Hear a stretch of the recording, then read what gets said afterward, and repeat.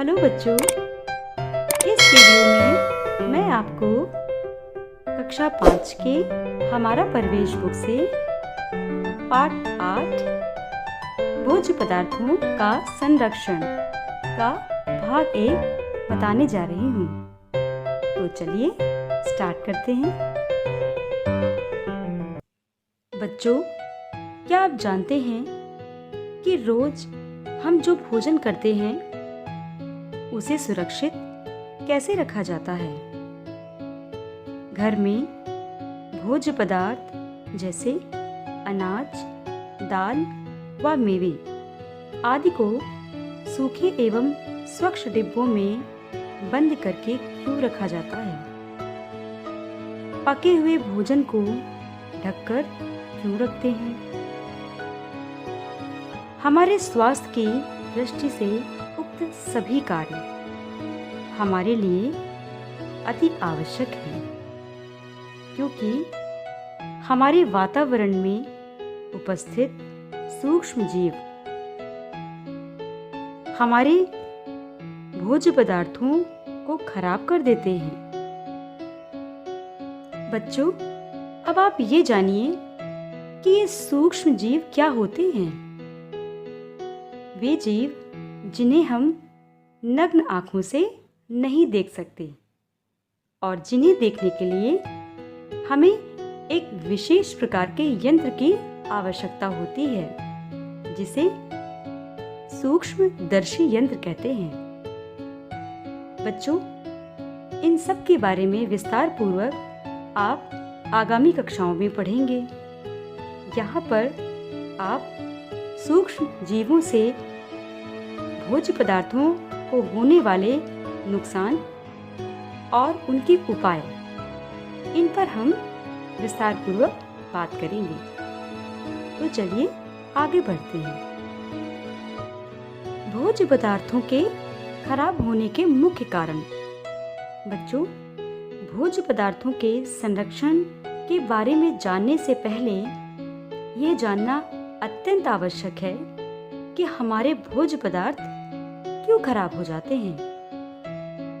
बच्चों, भोज्य पदार्थ कैसे खराब होते हैं, इसके लिए आप एक प्रयोग कर सकते हैं। एक रोटी पर पानी की कुछ बूंदें डालकर एक डिब्बे में बंद कर दें।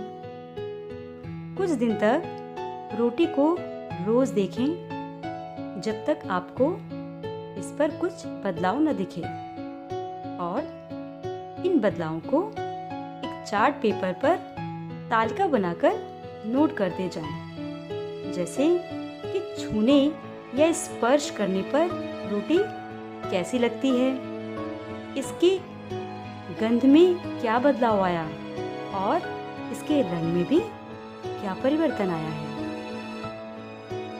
बच्चों, अब आपका ये जानना आवश्यक है कि रोटी पर इस तरह के बदलाव क्यों आए और रोटी पर फफूंदी क्यों आई। बच्चों, आप बाजार से आए हुए सामानों के खाली पैकेटों पर लिखे हुए विभिन्न जानकारियों को ध्यान से देखते होंगे। उन पर मूल्य, वजन, तारीख आदि संबंधी जानकारियां क्यों होती हैं और इनका क्या महत्व है। बच्चों, आप अपने घर में बने हुए भोजन या विद्यालय में बने हुए एमडीएम से थोड़ा भोजन लेकर उसे एक कटोरे में रख लें और उसे ढक दें। 1-2 दिन बाद जब आप उसे देखते हैं तो उसमें क्या परिवर्तन देखते हैं? आपने देखा कि ढकने के बावजूद यह भोजन खराब हो जाता है। ऐसा क्यों होता है? भोज्य पदार्थों को नम स्थानों और खुला रखने से धूल के कण, मक्खियां, फफूंद व जीवाणु आदि उसे खराब कर देते हैं, जिससे उसके पोषक तत्व नष्ट हो जाते हैं और वह खाने योग्य नहीं रहता है। गर्मी के दिनों में भोजन जल्दी खराब हो जाता है, जबकि सर्दियों में जल्दी खराब नहीं होता।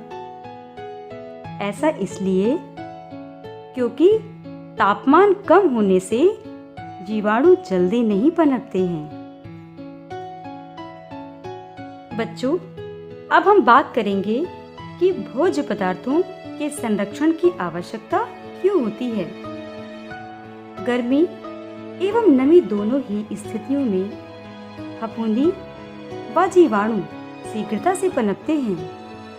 यही भोज्य पदार्थों को खराब व सड़ाने का कार्य भी करते हैं।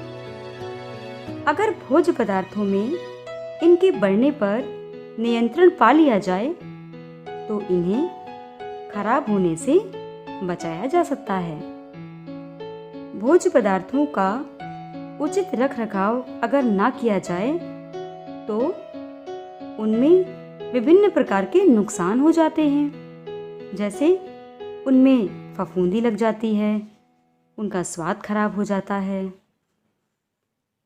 भोज्य पदार्थों में पोषक तत्वों की कमी आ जाती है और घुन एवं कीड़े पड़ जाते हैं।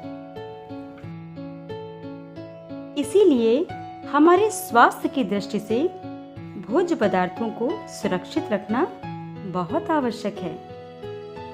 बच्चों, भोज्य पदार्थों जैसे गेहूं, चना, दाल, चावल, अचार व मुरब्बा आदि को हम साल भर उपयोग कर सकते हैं। इसके लिए उन्हें उचित विधियों से सुरक्षित रखना पड़ता है।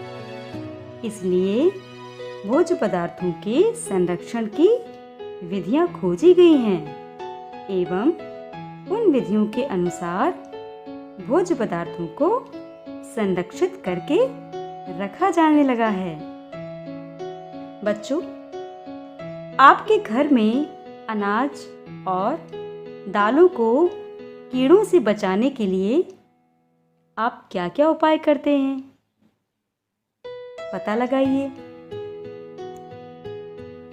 बच्चों, इस भाग में इतना ही। अध्याय का अगला भाग अगले वीडियो में बताया जाएगा। धन्यवाद।